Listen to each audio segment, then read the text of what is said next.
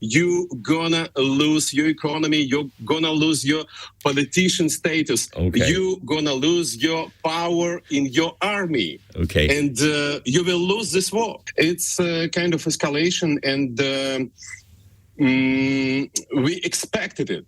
We expect those decisions for many months before, and we are kind of ready to meet your new high technology weapon on Ukrainian battlefield. Of course, it's gonna be huge difficulties for our army, for our people, for our security in Russia. If you will send long-range missiles to Ukraine, they gonna use it, and we should protect our cities, our people, and that's kind of escalation, of course. But you will not win this war.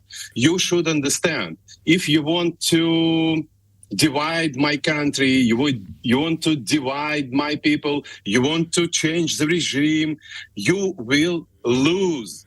Zelensky and the Western world are losing right now. Let me ask you directly about that, because I started today's program by asking a straightforward seeming question, which is, how does this war end? Nobody that I know of in the West is expecting to march on Moscow or invade Russia or anything like that. But at the same time, because of NATO weapons inside Ukraine, it's very hard for Russia to win militarily either. In other words, does this not just go on and on for years and years to come? It's not going to be years and years. I hope it will end soon. But you should... But how? How is my question? Meet the right decision. You should sit on a round table with us. I mean, the Western world and Russia. Our goal is, you should understand it, you must understand it, is security guarantees for Russian people. Because we want to live by our own way. You shouldn't dictate us how to live.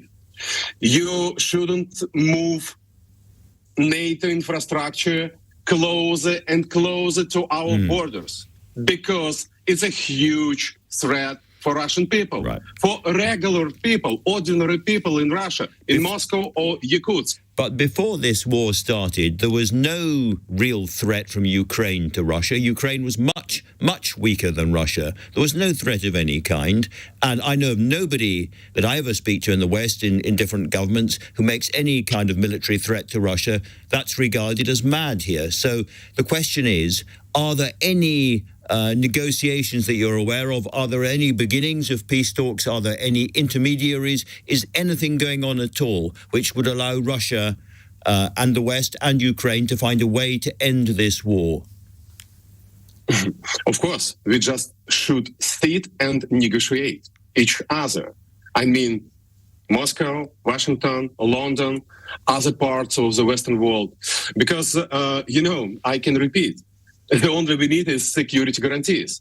And it's a huge mistake when you're talking about no threat for Russia before this military operation. It was a huge threat for decades. But it was a small country without a military to challenge your country. It wasn't a threat in any real sense. You are an experienced journalist. You should see huge picture.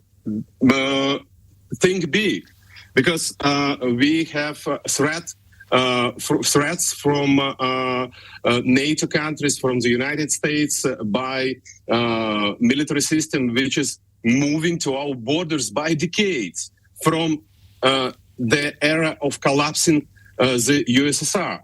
And every year military infrastructure on our borders, it's a huge threat for ordinary Russian people. But it was before the military operation. Let me return, if I could, just to the issue that's obsessing people in London right now, which is this appeal by President Zelensky for Western jets to be sent to Ukraine. Britain seems to be, in some senses, out ahead of other Western countries. What would your message be to the British Prime Minister about taking this decision?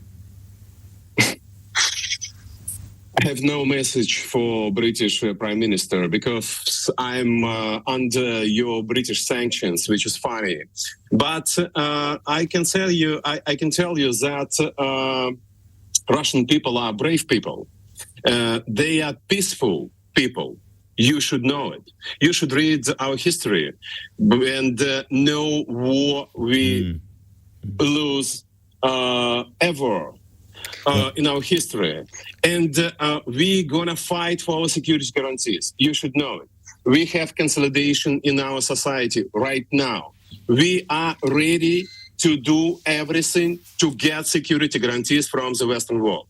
But you're gonna lose this war, and you should understand it. You're losing your economy. You have a huge electricity bills. Gonna lose your economy. You're gonna lose your politician status. Okay. You're gonna lose your power in your army. Okay. And you will lose this war. Evgeniy Popov, Mr. Popov, I don't think there's going to be a meeting of minds here, but thank you very much indeed for talking to me.